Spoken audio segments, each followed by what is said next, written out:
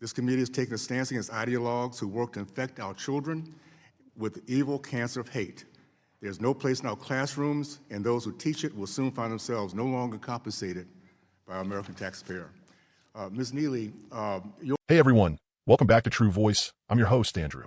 Today we need to talk about a Senate hearing that just went down on anti-Semitism in our schools. Now, anti-Semitism is real, it's dangerous, and it has absolutely no place in American classrooms.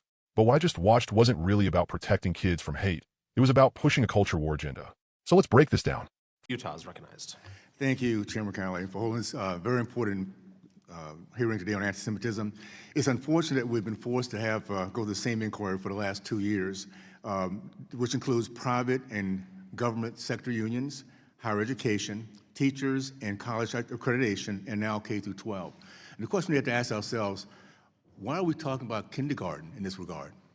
Well, it's because if the goal of evil is to perpetuate and spread hate, there's no better place to start than with our young, our most innocent and most pliable.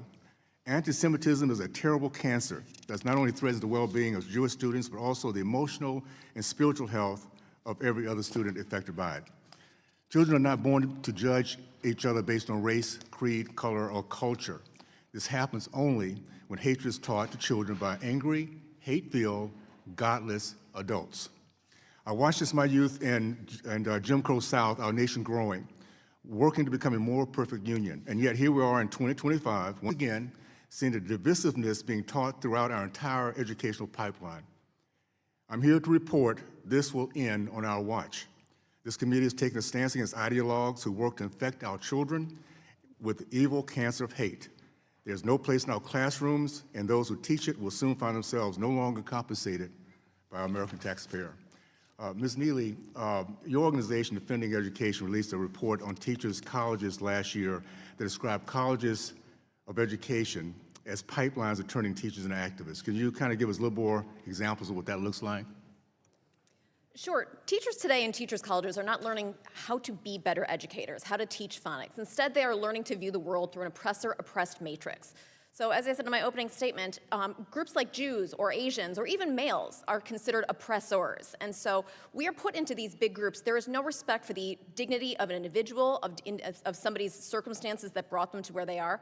And so things like that, when teachers then are going into the classroom, having learned those things, they spread those ideas on. And so these are teachers' colleges that are at state schools, they're at private schools, and the fact that our teacher licensing pipeline mandates that you must have a teaching degree from these schools, a master's degree, a PhD, means that you have to marinate in these ideas, steeped in critical race theory, queer theory, anti-whiteness, privilege, things like that, that of course you are going to come out at the other end if you have been in that program for 4, 6, 8 years, a complete and utter believer, and I think that's deeply dangerous. You're describing DEI, I imagine, the framework, okay. Ms. Learman, you mentioned in your written testimony of Brandeis Center brought a lawsuit against a school district in Santa Ana, California for creating ethnic studies which included anti-Semitic content. Can you share some of the information that was revealed in the course of this lawsuit? Divorce. This was a procedural lawsuit, but in the process of getting discovery, we found members of the committee that approved these curricula saying, well, how do we handle the Jewish problem? We saw them agreeing that it would be a good idea to hold sessions on Passover so that the Jewish members wouldn't attend. We saw one of the Jewish teachers who was on the committee called an effing baby and a colonialized mind. He was one of the ones that they did not want appearing on the Passover meeting. Quick question, was there any reprimand, any consequences to these folks when at the end of the day, anything happened to these people? Yes, we reached a settlement with them that they had to stop teaching these curricula that were full of anti-Israel and anti-Semitic content. They agreed to work with Jewish organizations to create alternative content. They agreed that they would follow what we have in California. It's called controversial issues. They have to teach both sides of something, not just one side of something. Okay. They have to let students disagree. Okay, well, thank you. So on. Real quick, Dr. Stefoskinski, In your opening statement, you discussed foreign funding for K-12 programs. Can you give an example of some foreign funding supporting anti-Semitic course material or teachers? Yes, so part of that is coming from Qatari Foundation International, where they're funding Arabic language and culture classes in multiple school districts in multiple states. Some of that course material then is a complete revision of history, obviously demonizing the state of Israel and also misdefining Jews as an ethno-religious group. Okay, thank you. And I just want to say thank you for this committee for being so forward-thinking and make sure this ends. We have to make sure that hatred stops from teaching our kids this way. So with that, I yield back. Thank you. Thanks very much. First off, let's be clear.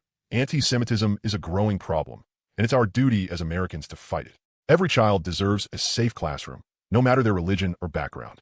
But what I heard in this hearing was less about solutions and more about fear-mongering. Republicans on this panel kept pointing the finger at teachers' colleges, saying they're indoctrinating future teachers with critical race theory, queer theory, and ideas about privilege. Let's pause here. Teaching kids to respect diversity, to understand history, and to think critically, that's not indoctrination. That's education. What they're calling oppressor versus oppressed is really just shining a light on how systems of inequality actually work. Then we heard about a lawsuit in California over an ethnic studies program. Yes, if anti-Semitic content slipped through, that's wrong. It should never be tolerated. But instead of fixing the problem with nuance, Republicans are using that one example to attack all ethnic studies, all DEI, all attempts to broaden our kids' perspectives. It's like they're more afraid of inclusion than they are of actual hate groups. And let's talk about the foreign funding angle. They brought up Qatar funding Arabic language programs, claiming those classes spread anti-Israel narratives. Look, if any curriculum is biased, let's correct it, but language and culture classes are not the enemy. In fact, learning languages and world history makes kids more capable, more empathetic, and more prepared for a global future. Reducing that to foreign brainwashing is just xenophobic scapegoating. At the end of the day, what I heard was a committee using anti-Semitism as cover to wage war on progressive education. Instead of building coalitions with Jewish groups, teachers, and communities to actually end hate, they're demonizing teachers, weaponizing the word indoctrination, and shutting down programs that could help kids grow. Here's the truth. Real patriotism means protecting our kids from hate without destroying education in the process. It means standing shoulder to shoulder with Jewish Americans, with communities of color, with teachers who want to make schools safe and inclusive. Anti-Semitism is a cancer, yes, but so is using it as a political tool to silence progress.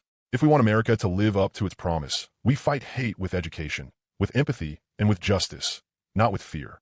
I'm Andrew, and this is True Voice. If you believe classrooms should be places of truth and respect, hit that like button, share this video, and let's keep pushing for a more united, more just America. See you next time.